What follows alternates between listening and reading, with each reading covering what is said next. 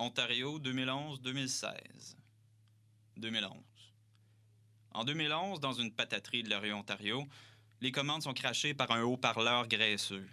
Un burger, un numéro 2 all dress, 2 hamburgers pour emporter, 3 onion rings. Dehors, devant l'église chrétienne du roi des rois, il y a une guerre entre cowboys. Pau-Pau t'es mort, tandis que Sioran sirote une pinte de blonde sur la terrasse du bar Saint-Vincent.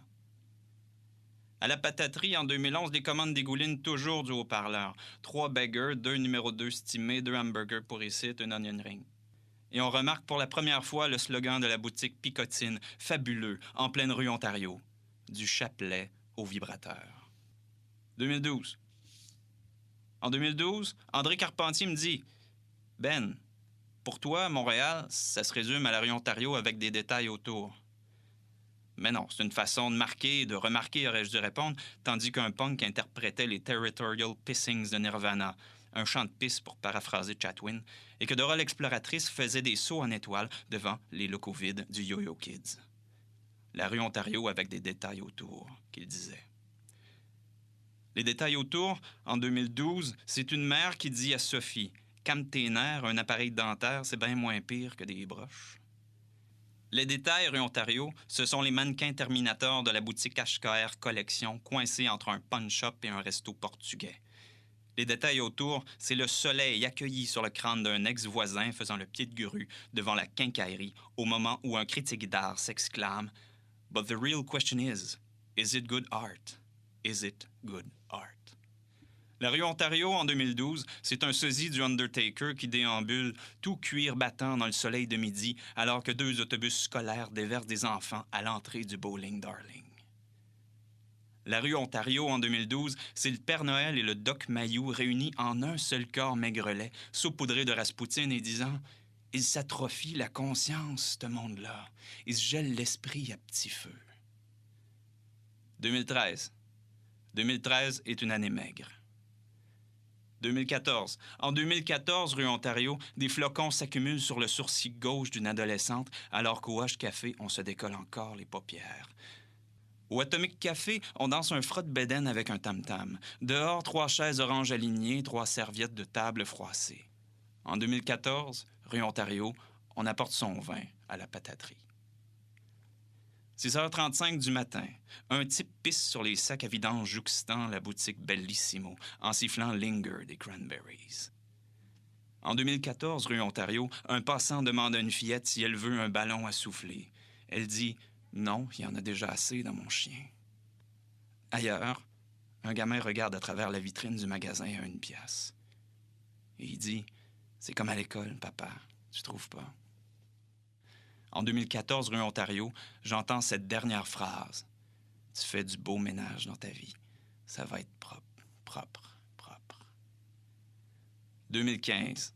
En 2015, rue Ontario, les joggeurs reniflent leur morph Bungie, tandis que, à l'épicerie, le sosie de Samuel L. Jackson achète 1 litre de fromage cottage.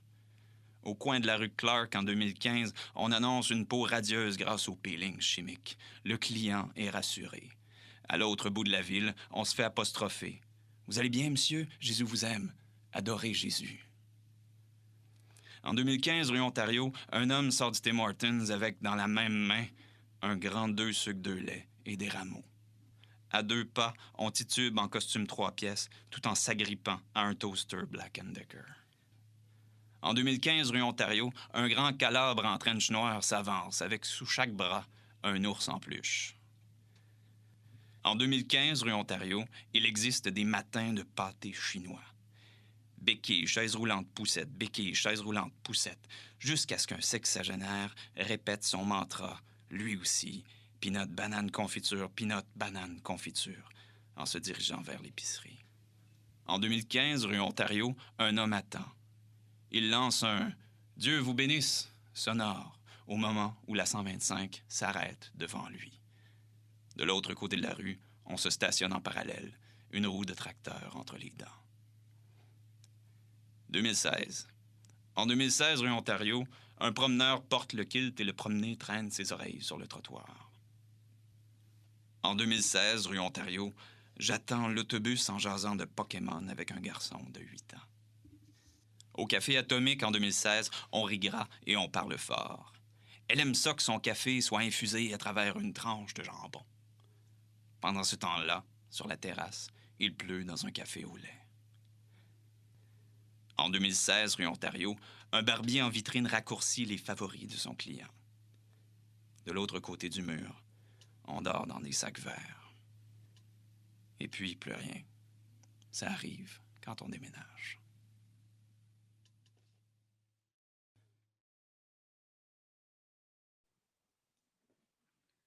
Alors, bienvenue tout le monde à ce 19e webinaire du Forum Mutation, le livre à l'ère numérique, organisé par Topo, le centre d'artistes que vous connaissez certainement vu que vous êtes rendu ou vous êtes inscrit au forum.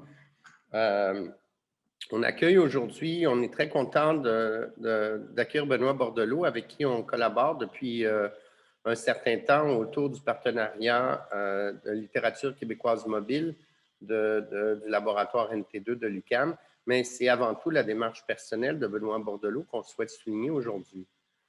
J'aimerais mentionner que le Forum Mutation est organisé avec le soutien du Conseil des arts du Canada.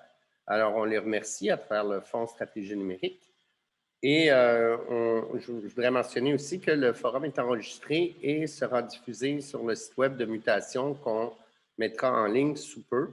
Donc, le webinaire sera accessible à un moment donné. Je voudrais aussi mentionner qu'on procédera sous peu à l'annonce d'un programme de soutien à quelques projets, à quelques initiatives expérimentales en livre numérique. Donc, restez à l'affût pour suivre les détails du sprint créatif qu'on va vous annoncer sous peu. Et sans plus tarder, je laisserai la parole à Benoît Bordelot. Tout le thème de l'après-midi est axé autour de la relation de la littérature avec le territoire. Et avec Benoît, ben, on est entre le livre et le non-livre. Donc, on va laisser Benoît poursuivre la réflexion à ce sujet. Merci.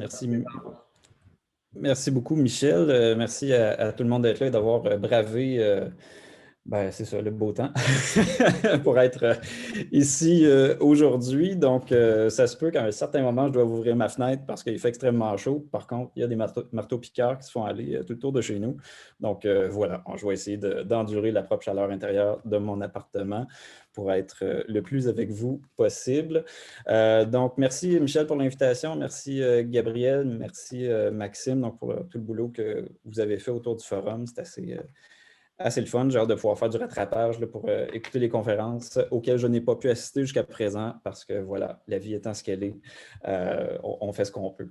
Alors, aujourd'hui, Topo m'a invité pour parler de ma démarche, qui est toujours une chose assez étrange au sens où je suis principalement impliqué dans des projets collectifs depuis un certain nombre d'années.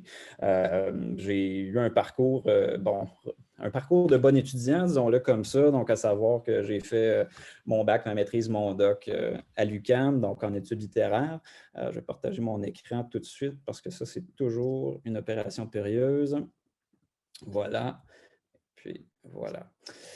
Donc, c'est ça. Donc, j'ai fait un parcours en études littéraires, sauf que mes centres d'intérêt ont fait en sorte que j'ai gravité un peu beaucoup autour de la littérature numérique. Donc, c'est ça. À la fin de mon bac, en fait, j'ai commencé à travailler comme assistant de recherche au laboratoire NT2, donc le laboratoire sur les arts et les littératures hyper médiatiques. Et puis, peu de temps après, j'ai commencé à œuvrer comme webmestre à La Traversée, l'atelier québécois de géopoétique, qui, à l'époque, était un groupe de recherche-création, ou du moins une équipe de profs, dont faisaient partie André Carpentier, Rachel Bouvet, Denise Brassard, Bertrand Gervais, etc. Donc, j'ai œuvré en tant que webmestre là-bas. Et puis, évidemment, La Traversée s'intéresse en fait aux représentations du territoire. Pour faire ça, brosser le portrait vite, vite, vite. Donc, oui, on s'intéresse au territoire, mais à travers différents prismes, donc à savoir celui de la géographie, de la littérature, de l'histoire, de la philosophie. Donc, la géopoétique, c'est un courant qui a été développé par le poète Kenneth White. Et puis qu'à Montréal, donc au sein de la traversée, on s'est un peu réapproprié. On l'a appliqué, en fait, le principe de la géopoétique à l'environnement urbain, ce qui ne va pas tout à fait de soi selon Kenneth White. Mais bon, c'est une autre histoire. Voilà, passons. Donc, ça a fait en sorte que je me suis assez rapidement intéressé aux représentations de la ville sur le web. Donc, il en sera question aujourd'hui et je vais passer en fait à travers un certain nombre d'œuvres que j'ai croisées au courant des années. Donc, quand j'ai travaillé notamment sur un dossier thématique portant sur l'art GPS et un autre dossier thématique intitulé Ville numérique, donc qui est disponible en trois parties sur le site du NT2. À la base, ce n'est pas nécessaire de passer par là pour parler de mes pratiques. Ceci dit, vous allez voir qu'assez rapidement, il y a des points communs. Malgré que ce que je vais présenter tout d'abord, c'est technologiquement un peu plus ambitieux que ce que moi je fais. Ceci dit, les principes de base restent les mêmes, à savoir que la ville est un discours, est un croisement de discours, et ce discours-là est réactualisé en fait par la déambulation, la flânerie, etc., et toute autre modalité de transport. Donc voilà, ça fait qu'on va commencer avec un certain éventail d'œuvres particulièrement intéressantes. Je vais soulever un certain nombre de points parce qu'il faut des fois revenir un peu sur le plancher des vaches. L'usage du GPS, donc avec notre téléphone, ne va pas de soi si on est en 1996 ou avant. Ça n'existait pas à ce moment-là. On n'avait pas passé par le processus de miniaturisation. Donc, ça va donner en fait un certain nombre de balises temporelles. Et évidemment, ça ne sera pas exhaustif. On a juste 1h05 à peu près pour passer à travers tout ça, puis se garder du temps pour jaser par la suite. Donc, première œuvre de Jeffrey Shaw. Donc, on retourne en 1989, 90, 91 parce qu'il y a eu différentes itérations de cette œuvre, donc The Legible City. Donc, si je traduis simplement par la ville lisible. Donc, c'est assez intéressant parce qu'on part du postulat que la ville, à la base, est illisible. Donc, ce que cette installation-là, qui implique aucunement le GPS, là, soyez rassurés, ce que cette installation-là proposait, c'était un parcours par le biais d'un vélo stationnaire. Quand on pédalait, ça nous permettait de se déplacer dans la ville, dont les murs, ou du moins les édifices, étaient représentés par des discours de personnes importantes pour la ville de New York. Donc, la première version de l'installation, ça porte vraiment sur New York, plus précisément Manhattan. Donc, on a des discours de Donald Trump qui ont sûrement très, très mal vieilli. On a des discours de l'ancien maire Ed Koch, aussi de Frank Lloyd Wright, donc édifié un certain nombre de buildings là-bas, mais aussi à travers ces discours-là un peu plus institutionnalisés, un peu plus officiels, un peu plus présents dans les médias, était présent aussi en fait un certain nombre de récits provenant de citoyens ou des commandes de texte qui avaient été passées à certains écrivains et écrivaines. Donc, les parcours, comme vous voyez dans l'image en bas à gauche, eh bien, les parcours en rouge, ou du moins les murs en rouge représentent un discours d'une personne. Même chose pour le bleu, le vert, etc. Donc, ce que ça nous dit essentiellement, c'est que la ville est un texte à parcourir. Ça ne renouvelle pas le genre parce que du côté de la littérature, si on remonte à Baudelaire, à Victor Hugo, etc., la ville est un texte, la ville est un roman à découvrir. Donc, c'est quand même assez intéressant parce que dans le cadre de cette installation-ci, c'est le vélo. Donc, le déplacement est ce qui va rendre lisible le discours de la ville. Mais il faut aussi se mettre dans la position où celui qui se déplace est en fait statique. Et c'est donc la ville, en fait, qui tourne autour de nous, un peu comme aujourd'hui, via nos téléphones, on est un peu toujours au centre de la carte. Donc, premier point d'accroche. En 1992, il y a quelque chose d'assez intéressant qui se passe. On a l'artiste Masaki Fujita, qui est principalement connu là, pour son travail de modélisation 3D, donc ce à quoi vous avez affaire juste ici, mais aussi son travail de vidéaste. En 1992, il a accès à un dispositif de captation des signaux GPS. Il faut se mettre en tête que les signaux GPS ont été rendus disponibles au grand public seulement le 1er mai 1996, donc par l'intermédiaire d'un discours de Bill Clinton qui a dit, bon, ça ne sera plus seulement utilisé à des fins militaires, mais bel et bien pour un usage civil. Donc, à partir de ce moment-là, donc milieu des années 90, début des années 90 pour Fujita, parce qu'il était pas mal avant-gardiste, on assiste justement à un certain nombre d'œuvres qui témoignent autrement du territoire. Donc, ici, on a affaire aux modélisations 3D, donc du mont Fuji. Ça ne ressemble pas tout à fait à une montagne dans certaines de ces représentations-là parce que, bon, les signaux GPS, hein, on parlait d'un signal capté à chaque minute. Donc, ce que Fujita a fait, c'est en fait mettre son sac à dos, hein, parce que c'était des gros équipements très, très lourds à l'époque. Hein, ce n'était pas juste un cellulaire ou un petit capteur GPS glissé dans une poche. Donc, c'était bel et bien un gros sac à dos. Donc, c'est une épreuve physique, juste aller faire le relevé des données GPS liées au mont Fuji. Donc, il a fait son parcours et à chaque minute, il y avait, c'est ça, le signal qui était capté, les coordonnées qui étaient inscrites dans une base de données, parce qu'il devait aussi transporter un lourd laptop avec lui. Mais aussi, il a fait des courtes séquences vidéo, donc d'une minute, qui témoignaient justement de l'intervalle entre chacun de ces points-là. Donc, il avait mis en place une installation donc en 1994, 92. Donc, les dates sont un peu fluctuantes. Là, on fait avec les informations qu'on a. Donc, il présentait d'un côté le parcours point par point qui avait été effectué par l'artiste. Et de l'autre côté, quand on sélectionnait en fait un des points, on avait affaire à la vidéo. Donc déjà là, ça posait la question de comment est-ce qu'on témoigne de notre expérience du lieu et comment est-ce que le passage du temps influence la forme de cette expérience-là, donc qui est une des modélisations là, à laquelle vous avez affaire. Donc, plus on monte, plus le parcours devient ardu, plus le sommet, justement, se déforme. Donc, ça témoignait déjà de notre incapacité à rendre cohérente d'une certaine manière, ou du moins dans un seul ensemble, le rendu de notre expérience. Donc, au Canada, maintenant, en 1999, il y a l'artiste Terry Rube avec l'œuvre Trace qui proposait en fait un parcours audio dans le parc national Yoho. C'est assez intéressant parce que c'est un peu l'ancêtre de nos parcours audio là, qui existent. Donc, je salue la gang d'Audiotopie si jamais ils réécoutent cette vidéo plus tard.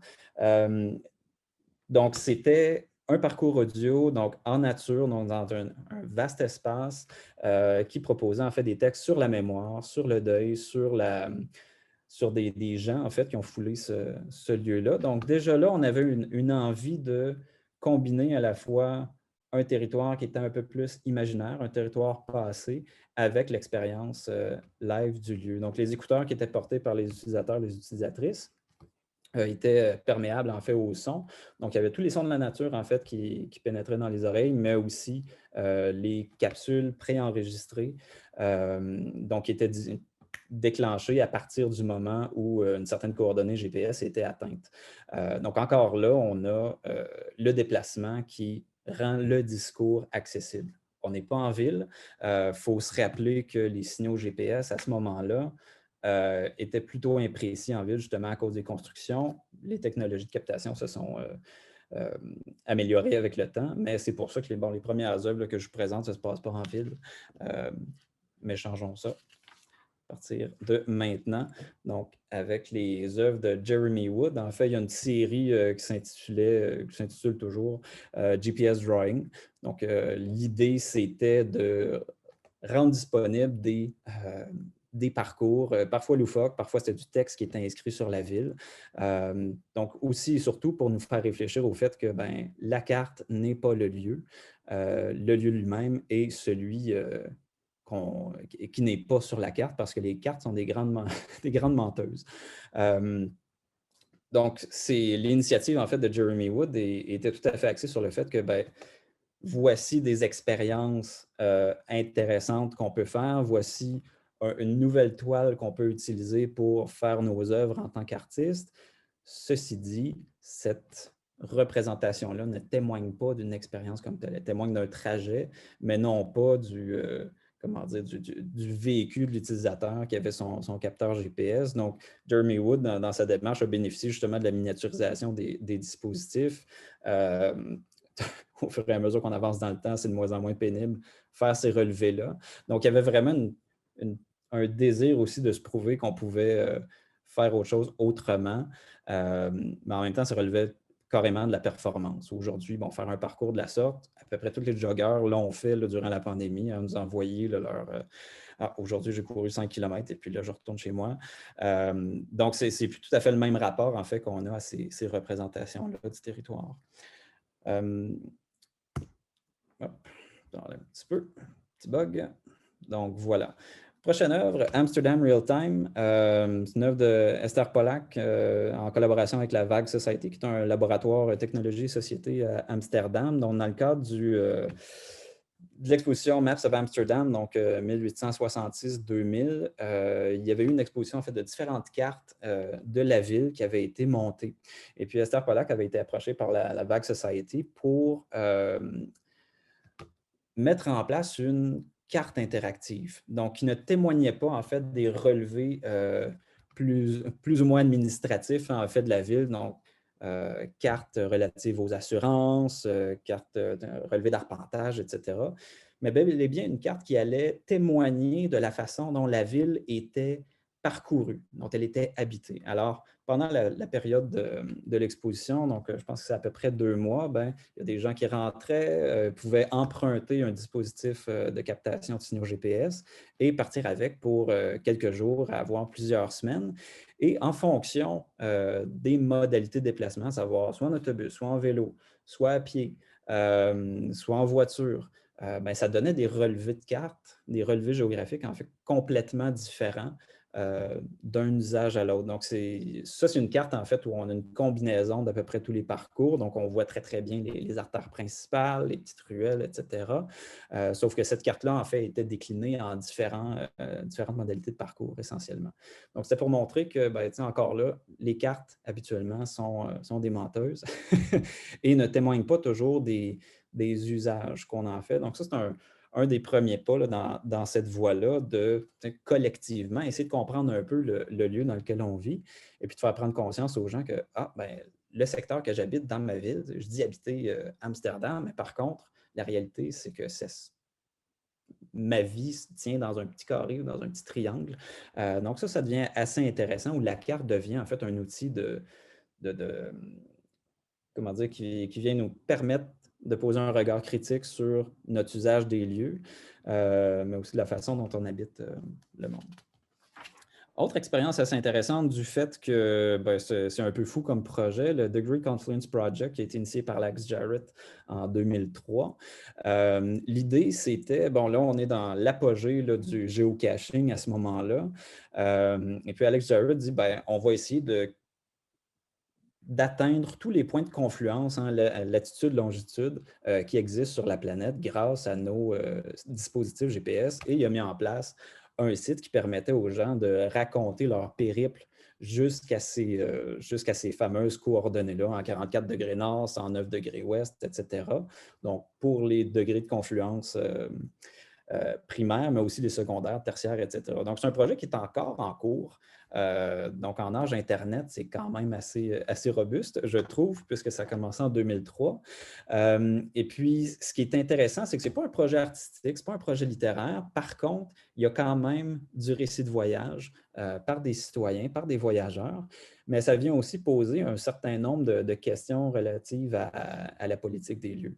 Il y a des lieux qui sont inaccessibles parce que ben, c'est des lieux qui sont... Il n'y a pas de route pour s'y rendre, ou bien c'est des zones de conflit, ou bien c'est en plein milieu de l'océan. Donc, il y a un certain nombre de degrés de confluence qui sont intéressants du fait que c'est vraiment dans le milieu de l'Atlantique.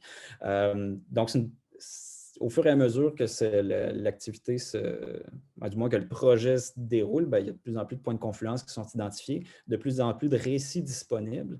Et ça m'apparaît quand même assez intéressant de dire, ben voilà, on a un ensemble de contraintes hyper simples, mais en même temps, ça force les gens à prendre conscience des lieux qui les entourent, de prendre conscience aussi des dimensions réelles du monde, parce qu'à partir de l'an 2000, ben, le monde commence à se rétrécir grandement parce que, ben, justement, on a accès aux signaux GPS. Ça fait en sorte que, ben, voilà, nos déplacements sont virtualisés d'une certaine façon. On n'a plus le même rapport en fait aux cartes, au territoire, etc. Donc, c'est quand même assez intéressant. Je vous invite à aller voir. Vous aurez accès. Je n'ai pas laissé le site, malheureusement, mais faites une recherche pour The Degree Confluence Project. Vous allez le trouver aisément. Dans une perspective un peu plus sociologique et politique autant qu'artistique. Il y a le projet Biomapping et les Emotional Maps de Christian Knoll qui ont commencé en 2004. C'est un projet qui a quand même eu une bonne durée de vie. Je crois que c'est toujours en cours. Donc, Biomapping, essentiellement, ce que c'est un dispositif. Donc, d'une part, il y a un système de captation GPS, donc tout ce qui est plus traditionnel, mais à cela s'ajoute un dispositif de mesure du réflexe psychogalvanique. Donc, c'est quoi ça, cette bébite-là? Le réflexe psychogalvanique, c'est la différence de conductibilité électrique qu'on a dans notre peau quand on vit une émotion vive, soit stressante, soit heureuse, etc.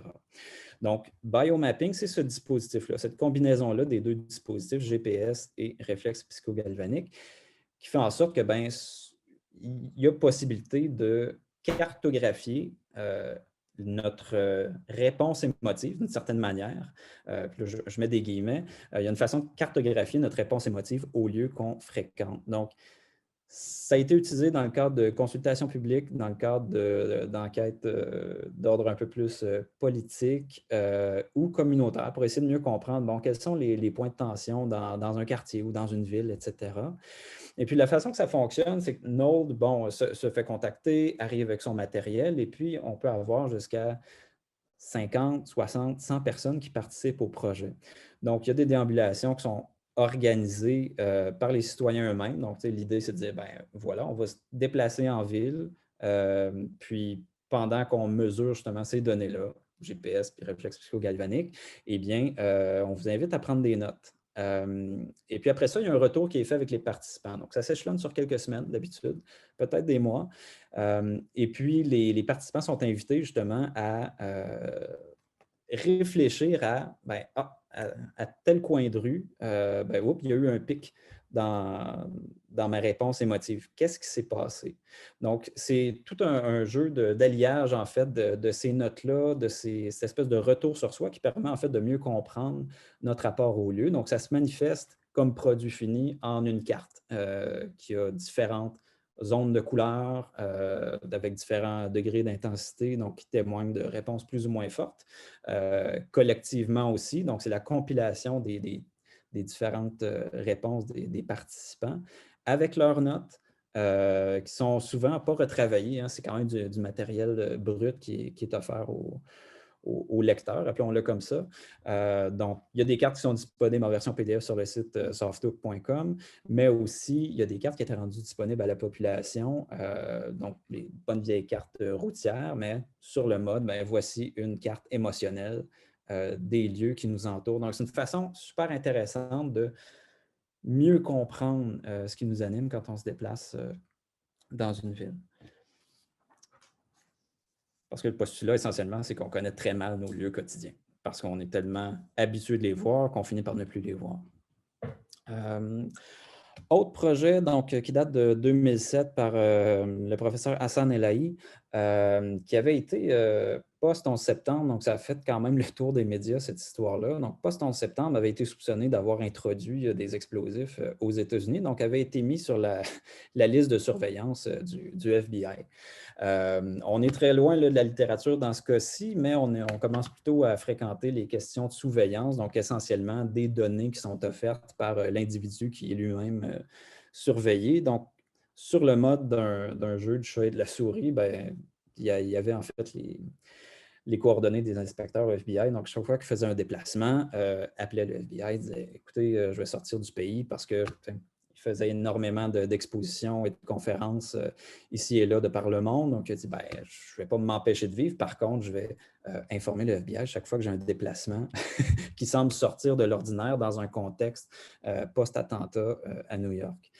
Alors, ça a donné une quantité phénoménale de photographies du tout et du n'importe quoi, des toilettes qui fréquentaient, des coins de rue qui n'ont pas d'aspect esthétique particulièrement intéressant. Donc, ça devenait une espèce de bibliothèque personnelle de ces mouvements. Donc, au fur et à mesure que le projet s'est développé, le FBI a commencé à laisser Elahi tranquille. Ceci dit, c'est quand même assez intéressant parce que c'est une espèce de tentative d'épuisement du réel et des données qui peuvent être attribuées à une personne. Donc, projet intéressant, pas littéraire, clairement. Ceci dit, ben là, on a accès à des coordonnées GPS, à des dates, etc. Il y avait aussi des factures, des reçus d'achat qui avaient été faits dans les différents lieux qui avaient été fréquentés, etc., pour essentiellement laver plus blanc que blanc, dire ben, je suis, je ne suis pas un terroriste, s'il vous plaît, laissez-moi tranquille, vous avez accès à toutes mes informations, vous allez voir mon site web. Donc, ça, c'est un projet assez intéressant. Aujourd'hui, c'est, comment dire, tout le monde est un peu sur ce mode-là de toute façon. On documente nos vies sur les réseaux sociaux, donc ça ne semble pas frapper l'imaginaire comme ça. Par contre, au fur et à mesure qu'on tombe dans dans Tracking Transients, qui est le nom de l'œuvre, voilà, c'est interminable les traces de vie qui sont présentes. Ça, c'est en 2007. 2008, je ne sais pas si dans le chat, vous pouvez répondre actuellement, puis n'hésitez pas à m'envoyer des petits... Ah, merci Gabriel pour le lien, donc confluence.org. Est-ce que certains d'entre vous vous souvenez de cet artiste fictif qui s'appelait Stavros, qui a été sur vos télés et peut-être sur les sites web que vous fréquentiez aux alentours de 2008? Donc, si ça vous tente de répondre dans le chat, allez-y.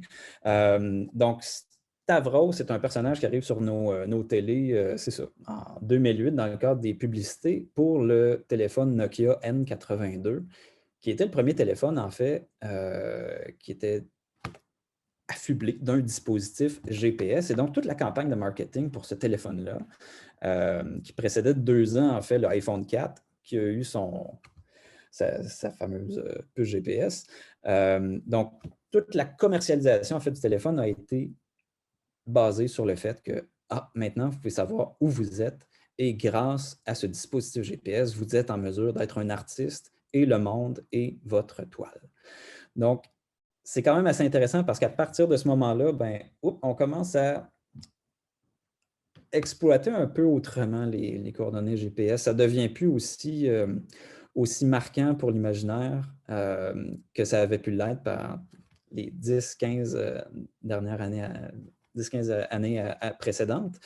Donc, il y a une espèce de banalisation du géopositionnement qui commence à s'opérer à ce moment-là parce que là, c'est devenu un argument de vente, c'est devenu un argument commercial. C'est ça. 2 ans plus tard, mais là, c'est clair qu'avec la sortie du iPhone, mais là, c'était intégré dans nos pratiques quotidiennes. On pouvait savoir en tout temps où est-ce qu'on était. Prochaine slide. Autre site, cette fois-ci, un exemple français. Donc là, puis après ça, inquiétez-vous pas, on va accélérer, on va aller vers mes projets parce que le temps file. Donc, un site blanc qui succède à un livre blanc qui avait été publié en 2007. Donc, c'est un livre de Philippe Basset, qui est un journaliste, qui s'est intéressé aux cartes d'état-major de Paris et de ses banlieues. Et puis, il a réalisé que, il y a des zones blanches. Les zones blanches, c'est des sections de cartes qui ne sont pas représentées, des zones qui sont littéralement blanches. Donc, il s'est dit, voyons ce que c'est, et puis je vais me rendre à chacune de ces zones blanches-là, puis je vais les documenter. Donc, il a publié un livre en 2007, puis en 2009, avec les artistes Xavier Cortex et Xavier Bismuth, a lancé le livre Un site blanc, donc sous le nom d'Atelier de géographie parallèle, qui proposait à la fois des relevés GPS de ces zones-là, des textes issus du livre de Basset, mais aussi des photographies, des captures sonores, etc. Donc, encore là, un peu comme Fujita en 92, il y a une volonté de témoigner d'une expérience du lieu. Mais ce qui est encore intéressant de ce côté-là, les cartes sont des grandes menteuses, ou du moins, elles ne disent pas toute l'histoire qui est derrière, c'est que ces fameuses zones blanches-là étaient souvent à usage militaire. Ça pouvait être aussi des endroits où il y avait une forte concentration d'itinérants. Donc, ça vient quand même donner une idée des politiques de l'époque à cet égard-là. Ça pouvait être aussi et souvent des simples secteurs d'entreposage de toutes sortes de choses pour les usages de la ville.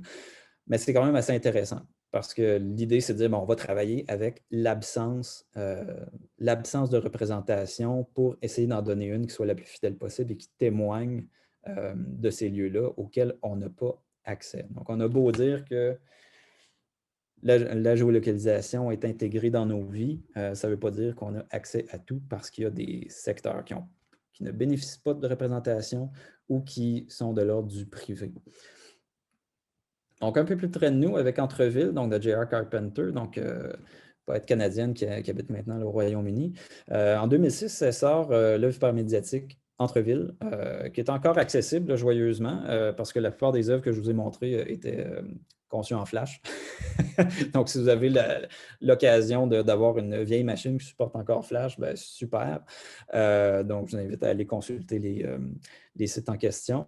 Donc, Entreville, essentiellement, c'est une présentation, en fait, des textes et des images et des vidéos et des captures audio qui portent sur le Myland, essentiellement, donc qui est habité par J.R. Carpenter à l'époque. Et la façon... oui, merci Michel, effectivement. Donc, c'est ça, à l'époque, donc, elle devait promener son chien à chaque jour et on retrace un peu les parcours qu'elle a effectués avec son chien, ce qui est un motif assez littéraire. C'est la promenade du chien et ce qui fait entrer en contact avec la ville. Donc, c'est qu'on pense à l'Est de Jean-François Chassé, Le Promeneur d'Adrienne Van Dis. Quoi d'autre? Oma Sweet Home de Patrick Lafontaine, donc qui est une œuvre un peu plus récente qui porte sur Hochelaga. Si le chien n'est jamais présent dans le recueil, ben, ça a été quand même la modalité de mise en contact avec le lieu, à savoir la promenade du chien. Donc, c'est quelque chose qui est assez intéressant du fait que le chien, mais pour lui, le territoire qui l'entoure, ben, lui appartient, il a mis ses odeurs, etc. Mais ça fait aussi en sorte que ben, on va porter attention à des éléments qu'on ne remarque pas au quotidien.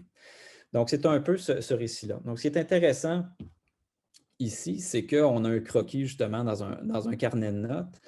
Et quand on clique sur les fenêtres, ben, on a accès à différents échanges. Donc, des textes qui portent sur le lieu, donc des textes littéraires, donc de Nicole Brossard dans ce cas-ci, des vidéos qui portent sur des petits recoins très, très simples du quartier, qui n'ont rien de spectaculaire, mais qui participent des images quotidiennes de la poète.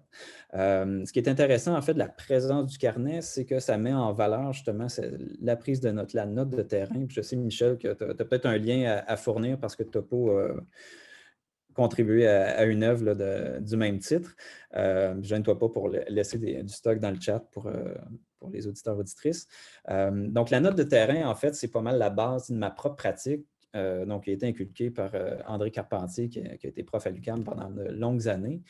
Et puis, la prise de notes reste simple, à savoir, ben, on va écrire sur ce qui nous entoure, peu importe si c'est remarquable ou non, et tant mieux, ce sont des éléments qui ne sont pas remarquables au sens strict du terme, parce que justement, ça vient donner un rapport un peu plus sensible au lieu. Hein. Ce n'est pas le discours officiel qui vient dire, bon, ben, exemple, le Hochelaga ou le Myland, ben, ça se situe entre telle rue et telle rue, et puis voici sociologiquement ce que c'est. Non, ça permet en fait d'aller dans un rapport un peu plus en phase avec le sensoriel, avec les pensées un peu disparates qui peuvent nous animer pendant nos déambulations. Donc, la note de terrain est quand même ce qui va être utilisé pour le projet des rives que je présenterai là, sous peu.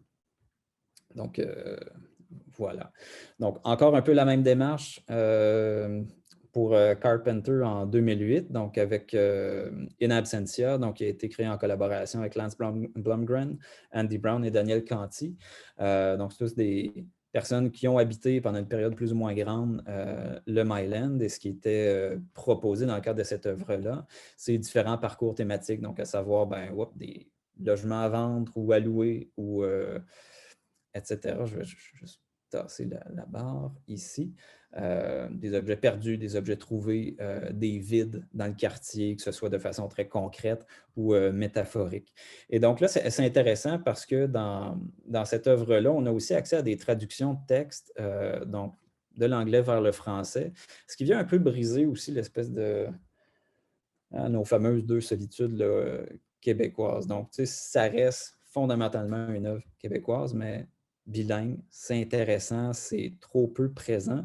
Et surtout qu'à ce moment-là, ben, les œuvres paramédiatiques qui étaient disponibles étaient la plupart du temps ou bien en anglais, qui est le bassin d'œuvres américaines essentiellement, ou bien en français. Et puis, il n'y avait comme pas de dialogue entre ces deux-là. Donc, il y a un travail qui a été fait quand même par les artistes, par les poètes, par les centres de recherche comme le NT2 pour essayer de rapprocher de rapprocher en fait ces deux solitudes-là.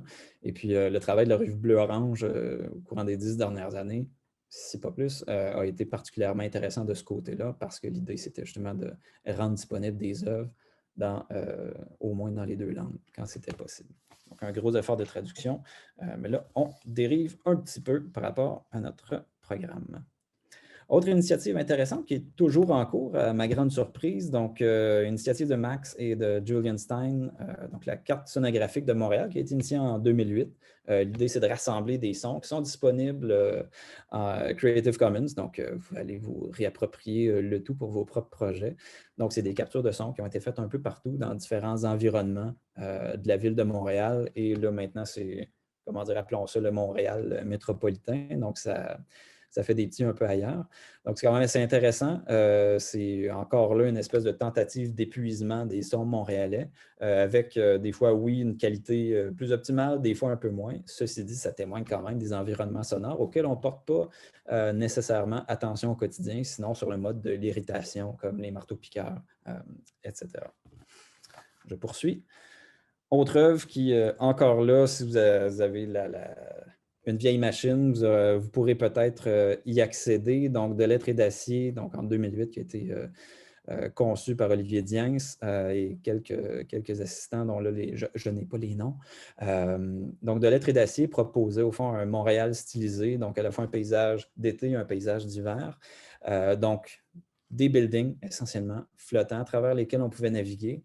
Et les structures, en fait, étaient tapissées de textes d'auteurs montréalais ou qui ont eu Montréal pour sujet. Donc, on parle de Denis Laferrière, évidemment, on ne s'en sauve pas. Naïm Katan, Hélène Dorion, etc. Donc, il y a c'est ça, des traits distinctifs de Montréal qui témoignent un peu de notre, c'est ça, de notre ancrage, la fameuse... le fameux escalier en colimaçon, donc qui rappelle aussi le brin d'ADN. Olivier Diens a travaillé longtemps, il travaille encore sur la question du post-humain. Donc, c'est sûr qu'il y a ses propres intérêts, clairement, qui s'y retrouvent, mais encore là, on a le motif de la ville comme texte, et la ville est un objet qui doit être lu, mais qui est extrêmement cacophonique. Donc, toute la transparence, en fait, de cette œuvre-là rend assez difficile la lecture de tout cet environnement virtuel-là, mais reste extrêmement intéressant. C'est une œuvre immersive dont on bénéficie d'avoir un grand écran pour la parcourir, au sens où il y a une musique là, très, comment dire, presque sacrée là, qui joue là, pendant la navigation, donc c'est assez chouette. Hop. Voilà.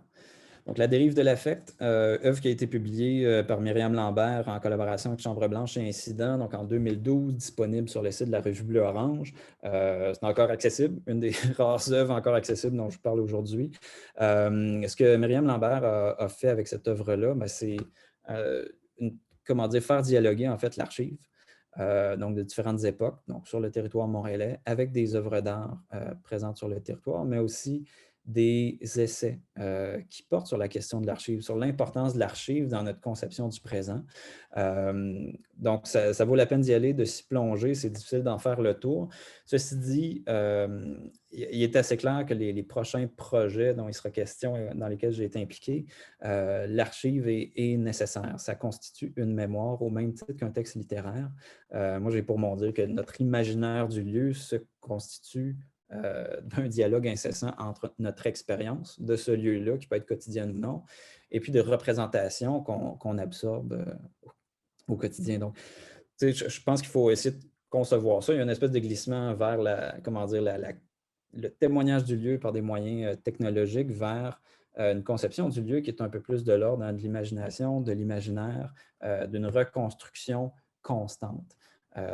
Donc, c'est sûr que la représentation via la carte a tendance à un peu figer notre conception du lieu. Ça vers quoi je m'en vais avec le projet des Rives, donc qui roule depuis 2010 à ma grande surprise. On n'est pas dans la géolocalisation, malgré que certaines personnes disent que voilà, c'est de la littérature géolocalisée. Ça l'est dans une certaine mesure. Donc, Dérive se déroule aujourd'hui principalement sur Twitter. Il suffit d'utiliser le mot-clic dérive et un nom de lieu, et puis voilà, vous pouvez être intégré à l'aventure. C'est vraiment tout simple. Donc, c'est parti. Puis ça, c'est l'aspect très low-tech de mes projets là, qui est mis de l'avant ici. Je ne suis pas quelqu'un qui aime particulièrement se casser la tête avec de la technique, surtout quand on ne sait pas si le projet va durer très, très longtemps, surtout quand on n'a pas de financement pour le faire, puis qu'on fait ça à temps perdu. Donc, il y a un principe de simplicité qui est à l'œuvre ici, mais qui n'a pas empêché le projet d'avoir un déploiement quand même assez intéressant depuis 10 ans. Donc, ça a commencé avec le simple fait que, bon, je bloguais, j'avais une amie, Victoria Welby, qui est une avatar d'ailleurs, je vais taire le vrai nom de la personne. Et donc, Victoria Welby aussi écrivait, donc moi, c'était vraiment plus de l'ordre de mes parcours quotidiens autour de l'UQAM, dans Hochelaga, etc. Mais il y avait Victoria Welby qui écrivait lui aussi plutôt des textes érotiques ou encore là des textes qui réfléchissaient sur l'identité. Donc, on était pas tout à fait destiné à travailler ensemble ou à collaborer en fait sur un projet commun. Ceci dit, on avait un respect mutuel pour nos démarches. Et puis est venu ce jour-là, en octobre 2010 ou fin septembre, là, ma mémoire fait un peu défaut, où Victoria, sur son blog, dit ben, j'ai des envies dernièrement de collaborer puis de me lancer un peu dans autre chose. Donc, j'ai dit parfait.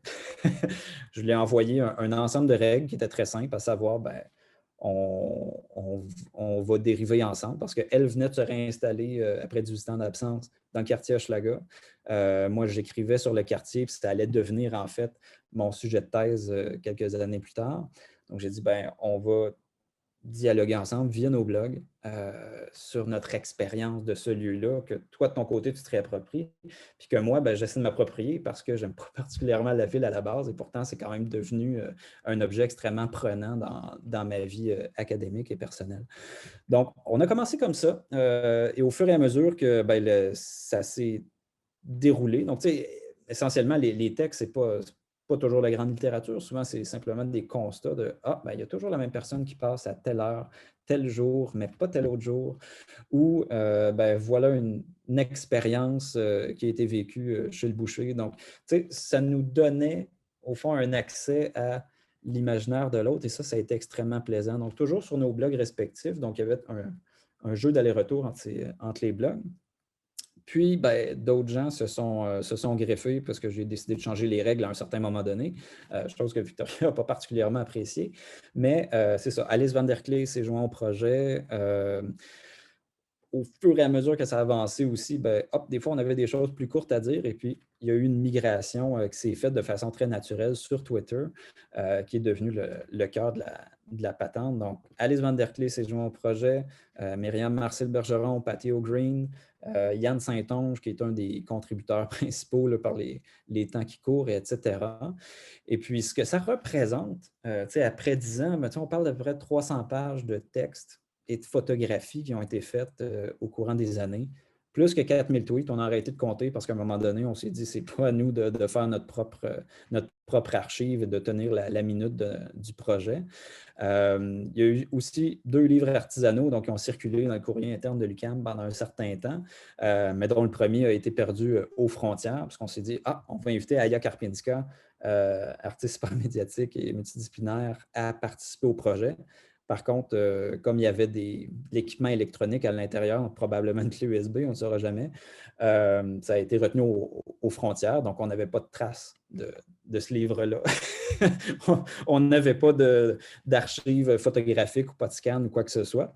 Donc, on a été face un peu à notre propre naïveté, mais il reste que la perte d'éléments avec le temps est devenue un peu le cœur du projet, au sens où ben, il y a des parties de notre ville qui disparaissent. Nous, ben, il y a des éléments du discours qu'on tient sur la ville qui disparaissent aussi avec le temps. Et donc, on le savait un peu aussi en lançant le projet, sachant pas non plus que ça allait déborder là, sur 10 ans, que ben, il y a des hébergements de sites web qu'il fallait payer, puis qu'à un moment donné, ben, ça ne vaut plus le coup de les maintenir. Donc, hop, mais on s'est retrouvé avec à peu près la moitié du corpus à un certain moment qui a disparu, aux grandes dames de ceux qui avaient décidé de prendre Dérive pour projet. Et puis, avec le temps, ce qui est intéressant, c'est qu'il y a d'autres voix qui se sont joints au projet. Donc, je dis à peu près une vingtaine de participantes jusqu'à maintenant, mais ça frôle plutôt le 30, parce qu'il y a des gens qui vont participer de façon ponctuelle. Et puis, c'est ça. Donc, on a des gens de France, de Belgique, d'Allemagne, du Royaume-Uni qui contribuent de façon ponctuelle. Donc, c'est plus resté simplement montréalais, mais grâce aux réseaux sociaux, ça a permis de rayonner un peu plus. Et la simplicité, en fait, de l'approche fait en sorte qu'il y a certains profs, justement, au Royaume-Uni qui ont dit, est-ce qu'on peut intégrer votre projet, puis ça deviendra une composante de projet artistique avec mes étudiants, mes étudiantes. Parce que clairement, ils ne connaissent pas les lieux qui les entourent. Donc, ça va amener de l'eau au moulin de votre côté. Puis nous, c'est une façon d'initier les gens à la littérature numérique, puis à la compréhension de leur espace quotidien. Donc, ça a été quand même assez intéressant. Ce qu'on a remarqué aussi avec Dérive, c'est que, comme on utilise des mots-clics, donc Dérive plus un nom de lieu, en termes de compréhension de la ville, ça pose des questions quand même assez intéressantes. Exemple, si on utilise le hashtag Hochelaga plutôt que Oma ou plutôt que Hochelag, etc., ça va faire appel à des publics à chaque fois différents. Si on utilise le hashtag Ontario pour parler de la rue Ontario, clairement, il y a des bots qui, sur Twitter, vont relayer l'information juste parce qu'ils sont programmés comme ça. Donc, ça a donné un drôle de rayonnement à la chose. Puis, on a réalisé que, en fonction des mots-clics qu'on utilise, il y a différentes personnes qui vont s'annexer au projet. Et puis, pourquoi utiliser le mot-clic dérive alors qu'en soi, le projet n'a pas de volonté de redéfinir, comment dire, on n'est pas en... Comment dire, il n'y a pas de revendication politique là, un peu sur le mode psychogéographique là, de Guy Debord. Là. Donc, on s'en inspire de façon très, très lousse. Par contre, si vous allez faire une recherche sur Twitter avec Dérive, ce que vous allez voir, c'est énormément de textes relativement hargneux par rapport à des politiques nationales ou institutionnelles, etc., qui sont mises en place. Puis une fois de temps en temps, il y a de nos posts qui passent et qui n'ont rien à voir avec ça. Donc, avec le temps, on a réussi à comprendre que ce qu'on faisait, c'était, oui, un peu de détournement de l'usage de ce mot-clic-là qui est extrêmement politisé, mais aussi ça permettait c'est ça, de faire un peu bande à part, de dire, non, nous, on se réapproprie cet espace-là sur le mode un peu plus de la lenteur, sur le mode du rapport sensible au lieu qui est peut-être, ou du rapport poétique au lieu qui est peut-être une façon, pour paraphraser André Carpentier, le rapport poétique au monde est peut-être la façon amoureuse ou amicale de politiser nos lieux quotidiens. Donc, c'est ça. On a remarqué aussi avec le temps que il y a des rues qui disparaissent, il y a des noms qui changent. Donc, faire l'archive de tout ça devenait un peu un bordel taxonomique. Donc, on a abandonné assez rapidement l'idée d'archiver ces trucs-là en se disant la disparition fait partie du projet. Puis on aura le temps de revenir là, avec des questions plus tard, parce que là, je vois qu'il faut que j'accélère. Ça a donné lieu, donc, ça a donné lieu à des conférences de discussion avec des groupes du cégep, du baccalauréat, du certificat à l'université. Expérience assez frappante. C'est là que c'est le fun de dire, c'est une interface simple, Twitter, genre, puis ça te permet de faire de la littérature ou de la twitterature, si on aime les tags de ce genre-là. Ça permet de créer des rencontres.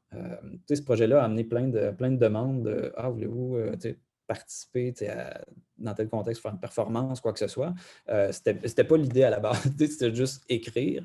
On n'est pas des personnes toujours particulièrement sociales dans le projet, mais ce lien-là, en fait, le texte est devenu un peu garant de cette courroie de transmission-là sociale. Et donc, dans le cadre d'une conférence d'ambulation que j'étais allé donner avec André Carpentier au Cégep de Maisonneuve, on a réalisé que la plupart des étudiants et des étudiantes, ils n'habitaient pas le quartier, sinon 2 ou 3. Puis pour les autres, leur réalité, c'était que quand je viens au Cégep, le Cégep, c'est mon expérience de la ville de Montréal, c'est mon expérience du quartier Hochelaga. Mais on a réalisé en fait qu'ils n'allaient pas déambuler autour pendant leur pause, qu'ils ne connaissaient pas les lieux, qu'ils ne connaissaient pas l'histoire du lieu non plus. Donc, par ce biais-là, pour moi, la littérature numérique, c'est faite pour créer du lien, assez bêtement. Puis c'est ça ce qu'on a réalisé, c'est que il y a des jeunes qui ont des choses à dire, puis il y a des jeunes qui n'osent pas poser des questions sur les lieux qui les entourent, alors que ça les touche profondément à partir du moment où ils savent que dans telle ruelle, ça, c'était la frontière entre Hochelaga et Maisonneuve. Là, tout d'un coup, ça vient un peu réenchanter ce bout de ruelle-là qui est une patch d'asphalte avec de la clôture puis des plantes grimpantes. Alors que là, justement, ce rapport-là à l'histoire retrouvent une importance dans leur quotidien. Puis ça, c'est extrêmement important. Si on, je ne suis pas partisan nécessairement du réenchantement du monde, là, je pense que je suis plutôt réaliste dans la vie. Ceci dit, je pense que ce rapport-là au lieu est particulièrement intéressant à exploiter dans un contexte numérique. Une personne comme Isabelle Gagné, alias Miss Pixel, le fait extrêmement bien dans ses œuvres. Donc, allez voir sur isabellegagné.ca. C'est une source merveilleuse d'œuvres qui portent sur le territoire et qui questionnent le territoire en fonction des archives. Donc, ça a aussi donné lieu à des déambulations collectives, des performances, comme je le disais tout à l'heure. Ce qui est gratifiant aussi, c'est d'avoir marcher avec quelqu'un qui habite un quartier pendant plus de 20 ans, de passer dans une ruelle qui est à 2 coins de rue de chez eux, puis il dit c'est la première fois que je passe ici. Je ne connaissais pas ce lieu-là. Donc, ça permet en fait d'ouvrir un petit peu les horizons. Des fois, un petit peu les horizons. Puis évidemment, les performances qui ont eu lieu, ça c'était dans le cadre de Publishing Sphere en 2019. Performances ce qui nous avait été annoncé comme setup, ce n'est pas tout à fait ça qui s'est passé. Donc, voilà, c'est devenu une espèce de truc très, très cacophonique où les gens du public se sont mis à participer, où il y avait essentiellement 3 ou 4 performances qui se sont déroulées en même temps, mais en même temps, c'est très à l'image de ce projet-là qui est plutôt informe. Sur Twitter, il faut vraiment savoir quoi chercher pour le trouver. Donc, les gens ont commencé à se lire des textes vraiment dans une bulle très, très, très, très intime. J'avais programmé pour ce moment-là un Twitter bot que les gens, en fait, pouvaient consulter. Donc, ils publiaient de façon frénétique pendant la performance. Donc, il y avait tout un aspect aléatoire, ce qu'on a réintégré dans le cadre de cette perfo-là, parce que pour nous, ça reste assez dur de dire on va en faire une synthèse de ce projet-là. Il y a tellement de ramifications présentement que ça a plus ou moins de sens. Donc, je vais juste raccrocher le téléphone, vous m'excuserez. Donc, c'est ça. Deriveuse a été, donc le bot en question a été réutilisé aussi dernièrement pour manifester son mécontentement par rapport au couvre-feu qui avait été imposé à 20 heures. Expérience qui a duré plus ou moins longtemps, parce que j'ai réalisé que dans ma vie, je me couchais de bonne heure. Donc, voilà. Mais ceci dit, il y a cette automatisation-là aussi des processus d'écriture qu'on a mis en place graduellement. Ça va, ça vient. Ça ajoute un peu de piquant et un peu de fiction dans des contributions textuelles et photographiques qui relèvent un peu de la banalité et de l'écriture du quotidien. Donc, comme je l'ai dit, parti pris de la disparition, ces contributions-là ne sont pas éternelles. On mise beaucoup sur le discours de seconde main, à savoir de quoi les gens se souviennent du projet, qu'est-ce qui les a amenés à contribuer au projet, qu'est-ce qui a disparu puis qui relevait aussi de l'expérimentation. On va essayer des textes avec un peu plus de contraintes, etc. Mais bon, finalement, ce n'est pas si porteur que ça, on l'enlève. Le lien au projet Publishing Sphere, en fait, Publishing Sphere, c'était un événement où il y avait à la fois parce que c'est Michel qui pose la question dans le chat, c'est un événement où il y avait des réflexions en fait sur le contexte de publication actuel, donc à la fois oui papier, oui numérique, mais aussi des performances par rapport à des projets qui se déroulaient notamment là, sur les réseaux sociaux. Donc, grosso modo, c'est pas mal ça, mais je vais poursuivre parce que c'est ça. Le lien, nous, avec Publishing Sphere, c'est surtout aller faire la perfo. Donc, il a été essentiellement squatté par le public. Donc, c'était assez intéressant de voir ce qui s'était passé. Projet Garde, donc, qui s'était déroulé dans le cadre des activités de la traversée. La traversée, ce qui publie habituellement, ce sont des carnets de navigation. Donc, des œuvres pas mal artisanales. Donc, ils sont montés c'est ça, à la main. Donc, des fois, il y a des petits bouts d'écorce à l'intérieur, des artefacts qui ont été ramassés sur les territoires qui sont parcourus et dont les participants, en fait, vont témoigner. Donc, ça reste des carnets qui sont à taille et à géographie variable. Donc, ça vous donne un peu l'idée. Donc, on y retrouve des textes, des photographies, des croquis, des bouts de Solidago ou de Verge d'Or. Donc, à chaque territoire, sa propre particularité livresque. Et donc, en 2011-2012, il y a ce projet-là, GAR, qui s'inscrivait dans la suite des Retours du flâneur, qui était une série, au fond, d'exploration de milieux, montréalais ou autres. Donc, on est allé flâner, déambuler. Ah, OK, c'était le lien très concret à Publishing Sphere. Je ne pensais plus qu'on parlait d'un URL tantôt. Merci, Gabriel. Donc, oui, c'est tout à fait ça. Donc, c'est le volet montréalais ou du moins québécois de Publishing Sphere. Donc, sur écriture numérique, c'est bien le bon lien. Excusez-moi, on coupera ça au montage vidéo. Donc, c'est ça, l'œuvre Gare s'inscrivait justement dans un renouvellement des pratiques de la traversée. Donc, on est allé fouiner, oui, dans les gares, mais un peu plus typique là, de nos régions. On est allé flâner dans les dépanneurs. On n'était pas trop sûr si on était en mesure de flâner dans des dépanneurs comme tel, mais ça donnait lieu à beaucoup d'histoires, beaucoup d'histoires de dépanneurs, d'histoires cocasses, etc. Il y avait aussi, bon, on a essayé les centres commerciaux, ça a plus ou moins fonctionné, mais aussi, c'est ça, les quartiers, etc. Donc, Hochelaga imaginaire dont il sera question tout à l'heure. Ça a été la suite directe là, du retour du flâneur quartier. Donc, c'était une période de 3 mois d'exploration d'un lieu particulier. Et puis, à la fin du projet, donc c'était 20-30 participants, mais on se retrouvait pour une soirée de lecture avant laquelle, évidemment, on avait retravaillé nos notes de terrain en solo ou collectivement. Donc, il y avait toute une expérience d'édition aussi à travers ça qui était quand même assez intéressante. On utilisait une simple plateforme Drupal pour collecter en fait les données. Donc là, c'est plus accessible aujourd'hui. Je sais qu'il en existe une version là, locale, mais bref, ça vous donne un peu l'idée. Donc, Gare, on a travaillé avec Sébastien Clich pour la mise sur pied de tout ça. L'idée, c'était bon sang, de renégocier notre rapport aux gares. Non pas ou du moins au chemin de fer en soi. Là. Donc, l'idée, c'était de se défaire de cet imaginaire-là, de la conquête du territoire, de la maîtrise du territoire, puis d'aller dans des lieux que personne essentiellement dans le groupe fréquentait, à savoir les gares de banlieue montréalaises. Si on ne vit pas à l'extérieur de l'île ou à l'intérieur, pour aller à l'extérieur chaque matin, chaque soir, on ne connaît pas ces lieux-là. Et là, l'idée vraiment, c'était de janvier à août 2011, d'aller dans les 23 gares de banlieue montréalaises, autant que faire se peut, de voir comment est-ce qu'on pouvait témoigner de ce lieu-là et ce qu'on a... et ça, sans prendre le train, parce que l'idée, c'est de parler des gares et non pas des trains.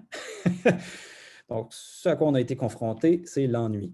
Et un ennui assez profond. Et on a failli avoir des ennuis aussi avec toute la sécurité qui est sur place, le nombre de gardiens qui nous ont expulsé des lieux parce qu'on faisait des photos assez banales d'objets qui traînaient dans la gare. Ça a été quand même une drôle d'activité. Donc, on parle d'accès aux lieux, d'accès au web, etc. Bien, je pense que ça a été notre constat à ce moment-là qu'il y a une privatisation assez grande de nos territoires. Et on peut faire le parallèle aussi avec les espaces du web. Donc, ce qu'on a fait, c'est créer des petits groupes. Il y a 21 membres de la traversée qui ont été impliqués. L'idée, c'était de se séparer en petits groupes. Donc, à différentes occasions, on faisait du covoiturage pour dispatcher les gens ici et là, donc soit à Dorval, soit à Canora, etc. Et puis, de ramasser le plus d'informations possibles, donc que ce soit des photos, des captures sonores, de la vidéo, écrire des courts textes. Donc, pour témoigner justement de c'est quoi la gare de banlieue typique. Donc, il n'y a pas grand-chose. Ne perdez pas vos après-midi. Donc, c'est ça. L'idée, c'était de voir comment est-ce que ce lieu-là était en mesure de nous parler. Puis ça donnait un résultat quand même assez intéressant parce que l'idée, c'est de dire, bon, ben, on avait des gens aussi de toutes les générations qui étaient impliqués dans le projet, donc de 20 ans à 70 ans, avec des approches d'écriture, des approches artistiques qui sont parfois diamétralement opposées. Donc, ce qui a été important aussi, parce que l'idée, c'était que les membres de la traversée trouvent aussi un point de correspondance qui leur parlait à la lecture de l'œuvre, hein, après avoir participé à son élaboration. Donc, on a opté pour la carte, qui était une interface rassurante. Mais si vous regardez la carte qui est présente dans le coin inférieur droit de votre écran, c'est une carte stylisée qui est très, très simplifiée. Ça n'est pas tout à fait en accord avec la géographie réelle du déploiement du réseau. Et puis, ce que ça a donné en bout de ligne, c'est à peu près 230 textes, pas vrai, 170 textes, courts textes. On a dû faire énormément de travail pour raccourcir le tout, question que tous les bouts de texte puissent fitter dans l'écran, soient lisibles, puis qu'on n'ait pas besoin de forcer trop les yeux pour la consulter, parce qu'on voulait aussi que ce soit lisible sur tablette. Donc, il y avait cette question-là aussi qui s'ajoutait.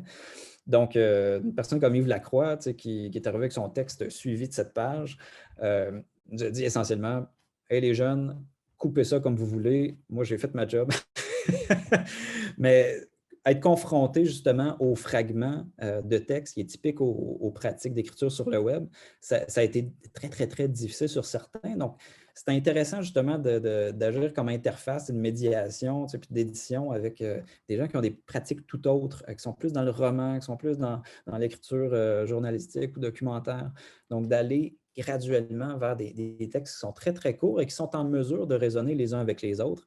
Parce qu'entre ce que, par exemple, Michel Houle a produit et puis Jean-Simon Desrochers, des fois, ça ne correspond pas. Donc, nous, on a eu un travail d'édition, de recoupage des textes aussi, de combinaison des textes qui provenaient de différents individus pour faire en sorte que ça donne un tout digeste. À chacun de ces fragments-là a été attribué des mots-clés qui étaient très de l'ordre du sensoriel ou qui touchaient à l'emplacement des lieux, au temps de la journée. Question qu'on puisse avoir, comme ici, une fois qu'on cliquait, je ne sais pas si vous voyez le curseur, mais quand on cliquait sur une des pastilles qui était attribuée à une des gares, on entrait ici dans une constellation de mots-clés avec des textes. Une fois qu'on cliquait, par exemple, sur silhouette ou sur bagage, sur arrivée, ça nous envoyait de façon aléatoire à un des textes qui était tagué de la sorte. Et une fois là, on avait justement ces textes-là qui avaient été retravaillés pour qu'il y ait le plus de correspondance possible. Et puis, il était possible, donc, par la suite, de poursuivre notre navigation via les mots-clés qui étaient attribués à ce texte-là en particulier, donc départ, arrivée, abandon, ou bien en cliquant sur la flèche ici, de suivre un circuit parce qu'on avait dit, bon, il y a une certaine forme de hasard qui nous intéresse dans cette exploration-là de l'œuvre, donc par les mots-clés, donc très, très propre au web, mais on voulait aussi qu'il y ait un parcours un peu plus linéaire ou des parcours plus linéaires qui étaient possibles de suivre. Donc, certains auteurs nous ont fourni des textes qui étaient très, très suivis, mais dans ces textes suivis-là, on a intercalé des contributions des autres contributeurs et contributrices. Aussi, pendant ce temps-là, il y avait un environnement sonore qui a été designé par Sébastien Clich. On avait accès à des photographies qui avaient été prises sur ces lieux-là. Donc, ça faisait travailler drôlement l'imaginaire des fois. L'idée, c'était de confronter vraiment ces archives-là qu'on avait produites photographiques avec des récits qui relevaient parfois de la fiction, parfois du fait historique, parfois un peu de l'essai. Donc voilà, ça a créé un projet qui, somme toute, se tenait, mais qui, c'est ça, a demandé beaucoup de travail en amont parce que ça confrontait les gens à leur pratique habituelle. Donc voilà, quelques exemples des photographies et des œuvres. Donc, ce que vous voyez en bas à droite, c'est des cartes imaginaires que Suzanne Joss avait produites. Donc, encore là, il y avait la question de, c'est des aquarelles ou des dessins au crayon de bois qui ont été faits, mais comment est-ce qu'on rend justice aux productions de chacun des individus qui ont participé? Donc, il y a toutes ces questions-là. Donc, tu sais, on a travaillé fort avec un peu tout le monde pour faire en sorte que tout le monde est satisfait du résultat et puis que dans l'ensemble, qu'il n'y ait pas de clash pour que l'expérience reste la plus immersive possible durant la navigation. Et puis là, on court tranquillement vers la fin. Donc, Hochelaga Imaginaire, donc, qui s'est déroulé, qui était un atelier, en fait, qui était, comment dire, un ensemble d'activités. D'une part, c'était un séminaire qui avait été donné à l'université, donc dans le cadre d'un des projets de la traversée, justement, donc élément d'un imaginaire des lieux, tracé géopoétique. À ce moment-là, j'agissais comme collaborateur au projet parce que ma thèse portait sur les représentations littéraires d'Hochelaga, représentations qui ont commencé à être de plus en plus nombreuses à partir de 2004-2005, au moment où le quartier subit une gentrification de plus en plus importante. Alors encore là, on parlait d'absence comme motivation du discours. C'est un peu le cas, en fait, avec les représentations d'Hochelaga. Donc, c'est ça. Moi, j'étais là un peu pour, comment dire, trouver des intervenants intéressants pour venir donner des conférences dans le cadre du séminaire. L'idée, c'était, là, il y a une soixantaine de participants là, qui ont été impliqués, donc 59 plus précisément, qui ont été impliqués à différents niveaux. Donc, oui, des membres de la traversée qui venaient assister au séminaire, mais aussi participer aux déambulations qu'on organisait. L'idée, c'était de faire en sorte que l'université devienne un lieu d'accueil, pas juste pour les étudiants, mais bel et bien pour les gens du quartier. Donc, on a réussi dans une certaine mesure, mais il reste que, ça a été un des gros constats de cette activité-là, c'est difficile de faire venir les gens à l'université parce qu'il y a une espèce d'aura de sérieux et de... Hop. Pardon. Donc, j'achève, c'est mon signal. Donc, ça, l'idée, ça a été de défaire justement cette espèce de vision-là de l'université comme tour d'ivoire, surtout que là, on avait un sujet, un quartier Hochelaga qui a un passé ouvrier.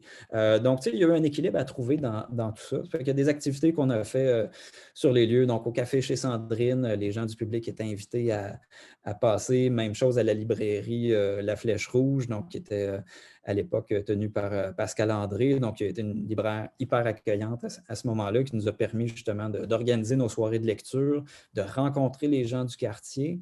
Et donc, c'est ça. C'était une espèce de hub, Hochelaga Imaginaire. Donc, on a monté un site donc, où il y avait des notes de terrain qui étaient accessibles, où on avait les annonces de nos déambulations à venir qui étaient annoncées pas juste aux membres de la traversée, mais aussi au public du quartier Hochelaga. On a fait un petit peu le tour des médias pour faire connaître le projet aussi, parce que c'est important que ça ne reste pas juste une petite chasse gardée du groupe de géopoétique. On avait des conférences qui ont été données, donc notamment de Régent Charbonneau, qui était directeur de l'atelier d'histoire d'Hochelaga. Des questions peut-être un peu plus théoriques qui avaient été abordées, à savoir c'est quoi la géopoétique, c'est quoi la géopoétique urbaine, est-ce que ça existe, des témoignages justement de différents artistes qui venaient parler de leur travail sur les territoires, donc pour donner de l'eau au moulin, en fait, à la réflexion sur notre propre rapport au lieu. Donc, ça donnait un... Attendez un petit peu, je vais le retrouver. À la fin du processus donc, de collecte de données, donc des notes de terrain, etc., on a décidé de faire la remédiatisation à rebours, donc d'en créer un petit journal de quartier donc, qui s'appelle Hochelaga Imaginaire. L'idée, c'était vraiment de s'assurer que les contributions retournent vers le quartier, soient disponibles gratuitement. Là, ça n'apparaîtra pas à l'écran parce que c'est un papier relativement grand. Blanc plutôt. Donc, c'est ça, ça a été distribué à la Flèche Rouge, c'était disponible gratuitement. L'idée, c'était de faire en sorte que, le lieu est vivant, le lieu a différentes formes aussi, parce que ce qui est important de dire dans tout ça, les activités de la traversée, quand on collecte des notes de terrain et tout ça, on sait qu'habituellement, il y a une publication qui suit. Donc, ça, c'est l'interface qu'on avait utilisée sous Drupal. Donc, l'idée, c'est de ne pas refuser de contribution. Par contre, il y a un travail éditorial conséquent qui est fait avec les gens. Donc, il est clair qu'on a un rapport qui est peut-être un peu plus militant dans ce supplément illustré-là qu'on a produit. Donc, militant par rapport au passé ouvrier d'Hochelaga, par rapport à la gentrification qui est en cours. Mais ça cohabite aussi, et des fois peut-être de façon un peu grinçante, avec des textes qui portent sur le plaisir de savourer son café latte sur une terrasse dans Hochelaga. Donc, pour nous, c'est important que ces voix-là soient présentes au sens où le quartier n'est pas une chose uniforme, c'est toujours en mouvement, avec ses bons, ses mauvais côtés. Et donc là, je crois que c'est à ce moment-là où on a eu peut-être un discours un peu plus politique, un peu plus sensible en fait aux politiques. Politique entendu au sens de rapport de voisinage, rapport entre les gens. Comment est-ce qu'on témoigne d'un lieu sans euh, trahir la parole de ceux qui y habitent? Parce que la précaution à prendre, c'est de dire, ben, quand vous allez flâner dans un quartier, ben, vous n'êtes pas chez vous.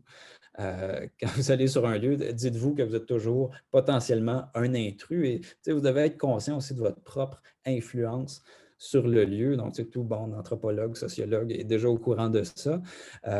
Donc, ça a quand même permis justement de créer un sentiment de communauté autour de ce projet-là, qui n'était pas juste un sentiment d'atelier de création à l'UQAM, mais bel et bien d'avoir des discussions franches avec les gens du quartier qui avaient des choses à dire. Ah, moi, je me souviens, c'est un texte de Marjolaine Deneau où, bon, elle me parlait que son père, il me semble, si mon souvenir est bon, elle assistait à des spectacles d'ours qui étaient menés comme ça dans le quartier. Donc, c'était un peu étrange. Donc, d'avoir justement ces dialogues-là avec des gens qui l'ont habité quand il était petit ou qui venaient de commencer à l'habiter ou qui l'ont quitté il y a 20 ans, ça donnait des perspectives multiples qui venaient justement donner une épaisseur au lieu. Ça venait en faire un feuilleté qui était beaucoup plus porteur qu'un discours officiel d'arrondissement ou de la ville-centre. Donc, ce que je ferais à ce moment-ci, ce serait me taire, grosso modo, puis ouvrir à la discussion parce que je réalise que je suis passé très, très vite sur certains points, puis que c'est un peu touffu. Donc, c'est toujours c'est ça. Voilà, ça fait que allez-y joyeusement si vous voulez poser des questions dans le chat ou... Merci Benoît pour tous ces grands sujets. La question d'Hochelaga imaginaire est vraiment fascinante. C'est sûr qu'il y a de multiples façons de revisiter l'histoire. C'est intéressant qu'on ait aussi dans Centre-Sud le musée du Fier-Monde qui parle de l'histoire populaire. J'ai eu un souvenir, juste comme avec les derniers trucs que tu as partagés, j'ai eu le souvenir des courses de boîte à savon sur la rue Panet. Oui. Ça fait partie d'un folklore qui n'existe plus. Ça, c'est des choses que les gens peuvent raconter, puis on en a des souvenirs à travers les photos. Mais ça, il y a beaucoup d'éléments que tu as soulevés. Je pense que je vais, on n'a pas tellement de temps. Moi, j'ai soulevé beaucoup de points, mais peut-être qu'on peut demander aux gens du public s'il y en a qui lèvent la main. Sinon,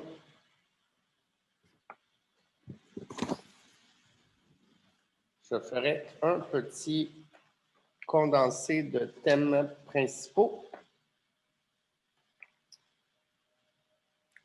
Mais c'est intéressant de voir. Est-ce qu'on a des gens qui lèvent la main? Non, ça va. OK. La question du GPS,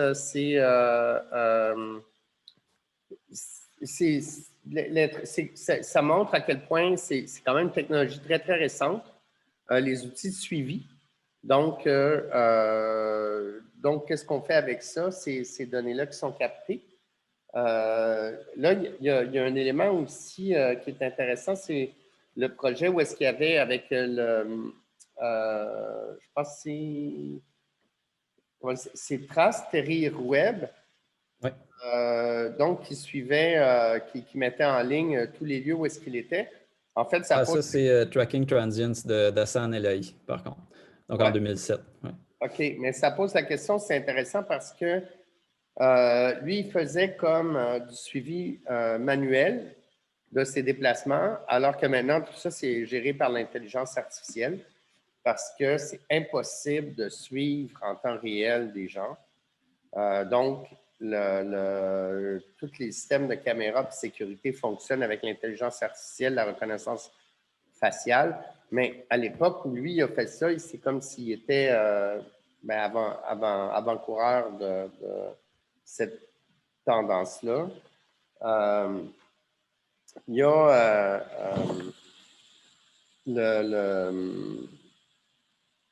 en tout cas, j'ai noté beaucoup de choses. C'est intéressant aussi l'émergence aussi du GPS avec le téléphone Nokia, avant que ça passe par le iPhone.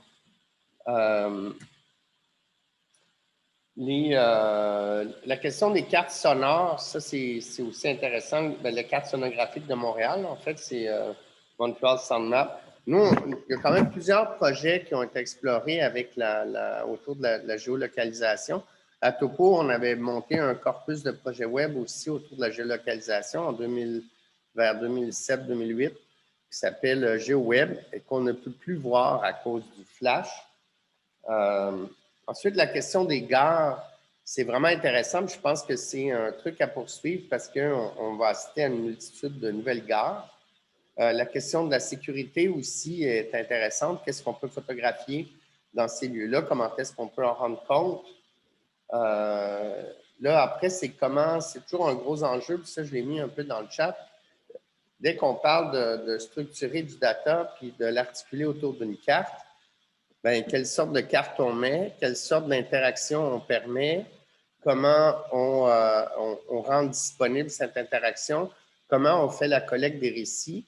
Et là, ensuite, ce qui est aussi intéressant, ce qui est la fin, puis je pense que, Benoît, je pense que tu pourrais peut-être continuer sur le sortir de cette collecte de documents-là pour aller vers l'édition de contenu, donc vers la publication d'un fascicule, vers comment prendre ce contenu-là. On crée une interface pour collecter du contenu, puis après, ben, si on veut la transmettre autrement à travers le livre, c'est intéressant de faire ce passage-là vers le livre aussi. Fait que je pense aussi que, Benoît, tu as un projet de livre qui est en cours, qui va sortir bientôt. Bientôt, à l'automne, finalement. Je ne peux pas en parler trop, mais c'est reporté pour plein de bonnes raisons. Mais c'est ça, ce qui est intéressant, en fait, puis ça, j'ai peut-être passé vite dessus, c'est que tout le projet des rives, ça ne se veut pas en soi des textes finis. C'est du work in progress constamment. Puis ça a été ça a été tout un apprentissage aussi pour quelqu'un qui aime ça avoir le contrôle sur ce qu'il fait là, dans la vie, de dire, OK, ça s'en va sur le web, puis c'est pas des pièces finies. Sauf que ce que vous avez entendu avant que la discussion débute, c'était justement une compilation, en fait, de textes qui ont été réécrits pour une occasion qui était une soirée de performance bleu-orange. Donc, comment dire, notre souhait à un certain moment, puis quand on avait commencé à archiver sur le site de Victoria Welby toutes nos contributions sur Twitter, puis ça, je pense, Gabriel, tu y as eu accès dans le cadre de tes cours à l'UDM à un certain moment. C'est ça, on cliquait sur Ontario, puis on avait toute la liste de ce qui s'était fait sur la rue Ontario, toute la liste de ce qui s'était fait sur la rue Sherbrooke, etc. Donc, ça devient en soi une espèce de poétique compilatoire qui est extrêmement intéressante, qui vient brouiller complètement notre rapport au temps. Mais il reste que ce qu'on avait remarqué, c'est que la rue Saint-Denis a sa voix particulière, la rue Ontario a sa propre voix, même chose pour Laurier, même chose pour Masson. Donc ça devenait intéressant pour le projet. Puis ultimement, je pense que ce que j'aurais voulu, c'est de dire, oups, on a un générateur aléatoire de ces éléments-là, de ces données-là qui existent et qui peuvent être extraites de Twitter de façon assez simple.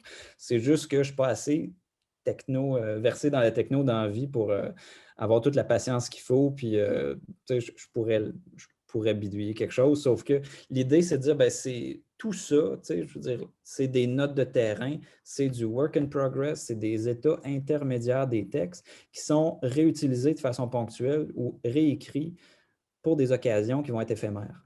Ce projet de livre-là en question, donc, qui a pour titre Orange Peco, ça quitte la ville.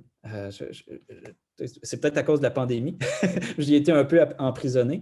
Ceci dit, il reste que c'est un peu dur à décrire qu'est-ce que c'est au sens où on est à la fois dans les récits, oui, des territoires de l'enfance, mais aussi dans des récits de déambulation urbaine. Et au fond, je pense que c'est un texte qui porte sur la réconciliation de mes territoires d'une certaine manière. Parce que je pense que j'ai essayé fort, fort, fort pendant bien des années de donc aimer la ville. Puis de m'illusionner à travers les textes. Ceci dit, comme je n'ai pas une imagination débordante, pour moi, c'était un réceptacle d'histoire fabuleux. Puis pour moi, capter ces discours-là au quotidien, c'est ça qui me drive. Puis là, au fond, je clôt un peu un cycle d'écriture qui a duré pendant quasiment 12 ans, qui portait presque exclusivement sur Montréal, parfois quelques incursions dans des lieux, ou excursions dans ce cas-ci, dans des lieux naturels. Quoi qu'il il y a de la nature en ville, là, on va arrêter de se créer des illusions. Ceci dit, Hochelaga n'est à peu près mentionné nulle part dans ce fameux livre. Hochelaga est devenu l'encombrement. Parce que c'était un peu aussi à l'image du processus de création au cours des années. On accumule, on accumule, on accumule comme des écureuils, chacun de notre bord. Puis à certains moments, j'ai vu que Diego a une question, à certains moments, on pèse sur pause, on se rencontre tout le monde, on crée quelque chose ensemble, puis on retourne chacun de notre côté. Là, je me suis fait plaisir en me disant, mon rapport au territoire est une affaire qui est très, très dans le sensoriel, qui a assez peu à voir avec les noms de lieux, avec la compilation des choses, mais plutôt leur enchevêtrement et leur mêlement.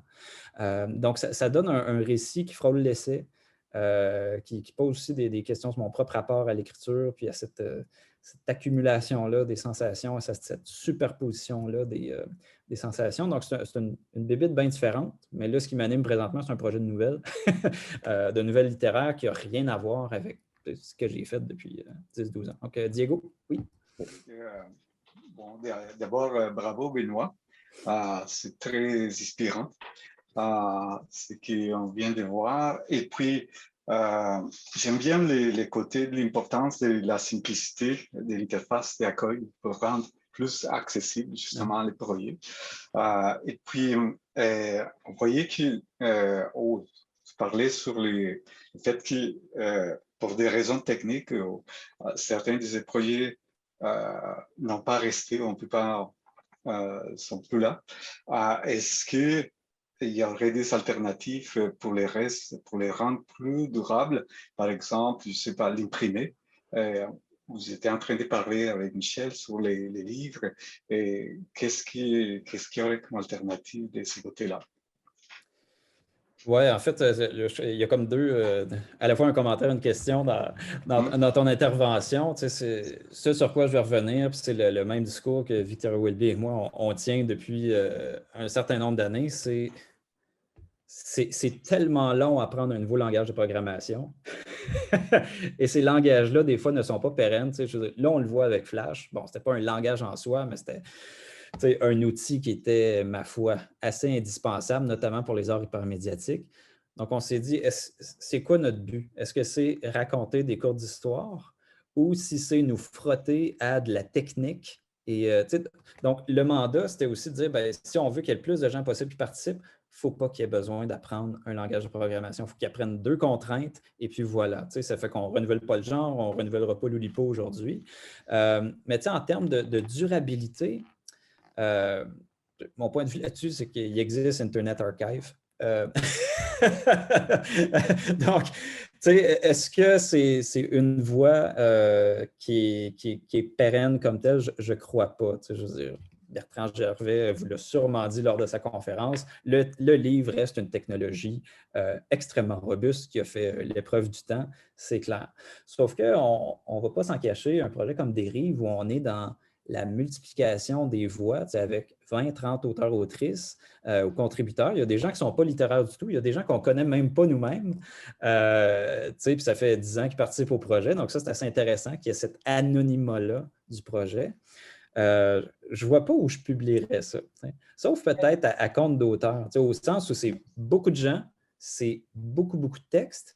qui, c'est pas du roman, c'est du fragment hyper court parce que les contraintes de Twitter essentiellement. C'est aussi des choses qui sont, pour nous, derrière nous. Il y a des quartiers qu'on a quittés. Je pense qu'il y a comment dire, ça vient un peu avec l'éthique de ce projet-là, c'est de dire, ben, les lieux, ils arrêtent un peu de vivre pour nous quand on ne les foule pas au quotidien. T'sais. Fait que c'est clair que quand on retourne, quand je retourne sur Hochelaga, c'est clair qu'il y a une série de tweets, c'est comme parce que ça fait émerger quelque chose, mais c'est parce que c'est lié à un rapport vivant au lieu, à une expérience du lieu totalement. Le figé dans un format livre, on y a pensé souvent. Mais on dirait que ça a beaucoup, beaucoup d'implications. Puis bien franchement, on ne pense pas que ça va intéresser un éditeur. il y a des choses qui sont prévues spécifiquement pour le web, leur forme, comment dire, ça reste un mode d'entrée en relation. Puis pour nous, ça, c'est extrêmement important qu'il y ait ce dialogue-là avec des gens. C'est comme, OK, c'est quoi ça dérive? Puis sur Twitter, puis hop, qu'est-ce qu'on sait? 48 heures plus tard, ils commencent à contribuer, puis à nous parler de leur lieu quotidien. Des fleurs qui est à côté de chez eux, dont ils ne connaissaient pas le nom.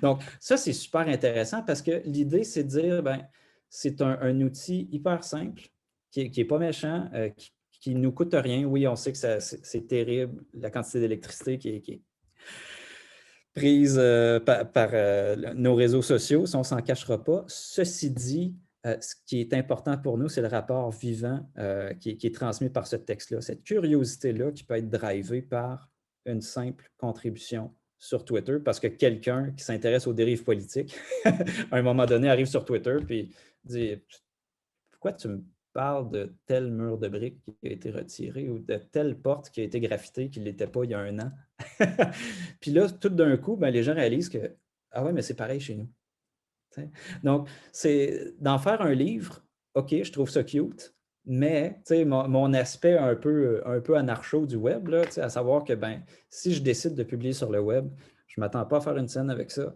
puis je veux que ça soit partagé le plus possible. On revient aux bases du web, à savoir la notion de partage de savoir, partage d'expérience. Puis, là, c'est sûr que là, je joue sur deux plans, à savoir, ben, oups, j'ai un livre qui va sortir. Je vais être super content s'il se vend, si je fais quelque chose avec. Ceci dit, il y a une part de moi-même, ça c'est peut-être l'aspect militant tranquille, l'expression que je reprends d'Isabelle Gagné, qui est si je fais quelque chose sur le web, je veux que ce soit accessible gratuitement, je veux que les gens y participent, je veux que ça résonne avec leur quotidien. Parce qu'en plus, ben, on est constamment sur nos écrans, d'autant plus depuis un an et quelques mois. Je veux dire, ça doit être intégré au quotidien. Un livre, c'est autre chose, une expérience privilégiée avec une œuvre, avec une voix. Là, c'est une multiplicité de voix qui arrive avec une myriade d'expériences vécues et des lieux aussi qui sont vus à travers un prisme particulier, mais qui se retrouvent dans une forme toute simple, à savoir un réseau social qui est Twitter, mais maintenant Instagram, Facebook, etc. Donc, ouais, comment dire, fixer la forme serait un non-sens dans le cadre de cette œuvre-là. On l'a fait avec Hochelaga Imaginaire parce que pour nous, c'était clair qu'on investit le lieu de façon plus intensive pendant un an. On a les discussions qu'on doit avoir avec les gens du quartier, qu'on veut avoir avec les gens du quartier pour accéder à autre chose qui n'est pas de l'ordre du discours officiel. Là, je sais que vous regardez vos horloges, Gabriel et Michel. Mais c'est ça, je ne crois pas que tout doit devenir un livre. Je pense que ce serait une fausse piste et peut-être une pensée magique. Je pense qu'on a chacun aussi des façons de concevoir le projet des rives très, très différentes d'un participant à l'autre. Il y a certaines personnes qui ont des super contributions, puis ça arrive 2-3 fois par année, qui émergent. C'est comme, ah oui, OK, je repensais à vous autres, puis je reviens. Donc, c'est une façon pour nous aussi de garder un lien avec des gens qui ont changé de vie complètement, qu'on ne fréquente plus au quotidien parce qu'avant, on se croisait à l'université. Maintenant, bon, je pense à Patty O'Green et plutôt du côté de l'horticulture présentement, mais une fois de temps en temps, elle nous dit un petit salut, puis elle continue de contribuer au projet par la bande. Donc, pour moi, c'est un outil de mise en relation, d'abord et avant tout. J'ai l'impression aussi des rives, c'est un projet qui est en mouvance, puis en dehors par une publication, ça figerait la chose dans le temps, dans l'espace. C'est peut-être pas ce que vous souhaitez faire. J'avais envie de te demander aussi, Benoît, peut-être de préciser, c'est Internet Archive. que tu as mentionné. Je ne sais pas si... Oui, bien, Internet Archive, en fait, c'est cette grosse moissonneuse pour vulgariser de façon un peu indécente la chose. Donc, il va essentiellement, comment dire, faire des copies de sauvegarde, entre guillemets, de différents sites web existants. Donc, l'essentiel des contributions sur le blog de Victoria Wilby vont être accessibles via Internet Archive. Donc, là, on parle de près 150 pages. Donc, la moitié du corpus principal de dérive qui se retrouve sur Internet Archive. Donc, ça vous permet d'avoir des traces. Souvent, quand c'est de l'information textuelle, on va avoir l'intégrale. Quand ça va être de la photo, ça va. Mais à partir du moment où c'est plus de la vidéo, du flash et compagnie, bon, là, c'est sûr qu'on ne l'a pas, mais au moins, on a une trace. Et ce qui est intéressant avec la trace, c'est qu'on peut se la réapproprier. Donc, moi, ce que je trouve fascinant, c'est de dire, il y a quand même une adéquation entre la forme que Dérive prend, savoir que ça devient une espèce de gruyère parce qu'il y a des données qu'on perd au fur et à mesure, au même titre que notre environnement urbain va changer au fur et à mesure des années. Je veux dire, je sais qu'il y a un projet de rue verte qui s'en vient juste derrière chez nous.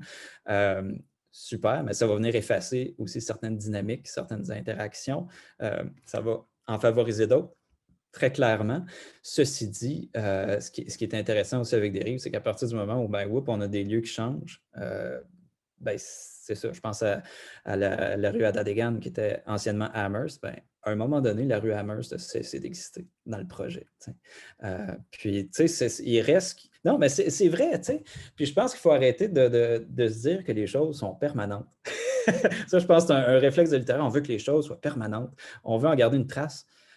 Nous-mêmes, on n'est pas permanent. Je pense qu'il y a aussi ce dialogue-là qu'on a de façon, du moins pour moi, quotidiennement avec moi-même. Je ne suis pas permanent. Fait que je ne peux pas exiger d'une œuvre qu'elle me survive. Il y a une part de... On n'est pas des dieux, on fait juste écrire sur des lieux qu'on aime à un certain moment donné dans le temps et dans l'espace.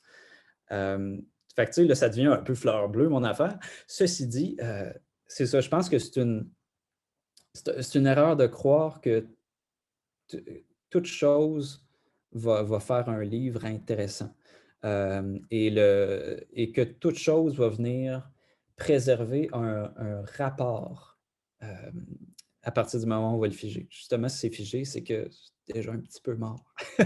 Par contre, rien n'empêche qu'on va pouvoir continuer à en parler, sauf que dans le cadre de ce projet-là en particulier, ce n'est pas pour rien que c'est sur un réseau social, c'est parce que la part sociale de l'usage de nos lieux, de nos espaces quotidiens, ça se fait dans un constant renouvellement.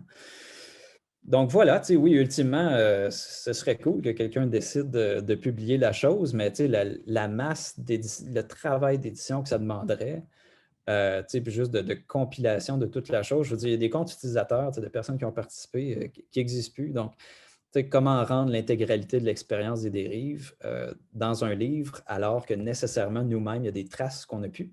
Internet Archive, que je sache, passe pas à travers Twitter. Donc, non, hein? Fait que c'est ça. Fait que présentement, c'est le cœur du projet. Mais c'est un peu une petite bombe parce qu'on se dit, à partir du moment où Twitter va fermer boutique, ça risque d'arriver un jour, c'est intéressant. Parce que là, on a au-dessus de 4500 contributions qui vont sauter. Puis le point de vue de tout le monde, c'est pas grave. Fait que ça, je pense que c'est un peu agaçant pour des gens qui sont attachés au livre. Puis je suis une personne attachée au livre, mais en fonction de certains contextes, en fonction d'une certaine éthique de l'œuvre. Donc voilà, c'est longue réponse à ta question, Diego. Mais voilà. Merci beaucoup. C'est sympathique que tu aies soulevé la question de la disparition. C'est quand même un peu rare. Je pense qu'il faut faire avec. Là, on vit la disparition de Flash. Il y a la disparition aussi de plein d'entreprises créatives qui ont été mises en place. Puis là, le contenu, il va disparaître. Puis c'est un concept qui est quand même peu exploré. Voilà. Du moins, en tout cas, pour ce qui est des œuvres qui évoluent en contexte numérique, c'est clair qu'il y a un travail qui se fait du côté du NT2, du côté de la chaire en écriture numérique à l'UDM et bien d'autres. Electronic Literature Organization fait un énorme travail là-dessus. Mais la réalité, c'est que ça demande de l'espace d'entreposage physique pour des vieilles machines qui sont encore capables de lire les œuvres. Donc, il y a un travail qui se fait principalement dans les universités. Là, vraiment, c'est mon point de vue de personne qui écrit. En tant qu'auteur, moi, mon point de vue, c'est ceci a une fin. Je ne sais pas quand est-ce qu'elle va arriver. Puis c'est correct parce qu'il va rester justement toute la communauté que ça a créée pour en parler, puis imaginer d'autres projets un peu dingos, puis qu'on ne sait pas combien de temps ça va durer. À la base des Rives, on croyait, Victoria et moi, que ça allait durer 2-3 mois. Ben, ça fait au-dessus de 10 ans. Donc, on est content, mais en même temps, on ne sait pas quoi faire avec cet objet-là. Ce n'est pas à nous non plus. Pour nous, Dérive appartient à la communauté. Donc, oui, on est comme les porte-voix de la patente, mais c'est un peu comme les Borg dans Star Trek. Hein? S'il y a des prestations qui vont être données, ben, on consulte quand même les principaux participants, ça va être vous à l'aise avec la formule, et puis go, on se lance. Donc, on ne revendique pas une paternité ou une maternité de l'œuvre. Ça a juste commencé comme un dialogue, puis là, ben, hein, comme dans un bar, dans un 5 à 7, ben, il y a des gens qui s'agglutinent puis qui repartent, qui reviennent. Donc, c'est une conception assez différente, c'est de la création, puis je ne crois pas que pour la plupart des gens qui participent au projet, ce soit vraiment de l'ordre d'une... Quand ils s'assoient à leur clavier ou qu'ils pitonnent sur leur téléphone pour offrir une contribution, ils ne sont pas en train de se dire « je suis en train de contribuer à l'œuvre des Rives ». Non, ça s'inscrit dans... mon parcours individuel de ma journée, de ce moment-là précis, puis par familiarité, par parenté, en fait, avec d'autres objets numériques qui existent, ben, je vais le taguer. Ça va faire partie de l'ensemble, mais il ne faut pas penser que c'est un tout cohérent. C'est cohésif, mais ce n'est pas cohérent comme tel. Donc, voilà. Bien, merci beaucoup. Je te demanderais peut-être juste de partager le lien au projet Particule, juste qu'on l'ait dans le chat pour que les gens puissent aller le consulter. C'est quand même un gros projet qui fonctionne à travers Twitter, puis qui fait appel aussi à la géolocalisation. Puis c'est un projet que tu n'as pas eu le temps d'aborder. C'est un projet aussi qui est mené avec Isabelle Gagné, qu'on a accueilli la semaine dernière. Et mais ça, je voulais juste terminer aussi le concept de disparition. C'est en fait, normalement, les gens, ils parlent plutôt ils utilisent des termes positifs pour parler d'archivage, de conservation, rarement de disparition.